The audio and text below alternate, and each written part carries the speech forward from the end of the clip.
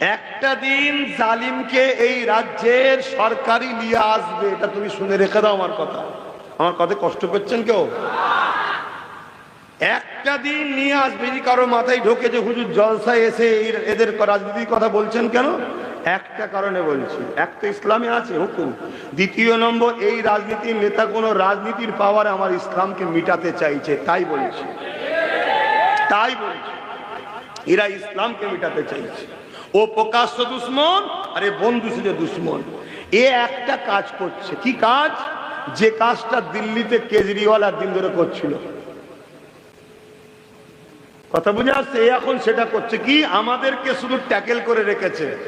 মিষ্টি ময়ার মমতা ভালোবাসা দেখিয়ে অন্যদিকে যেন চলে না যায় বা একা হয়ে কোনো শক্তি না করে ফেলি।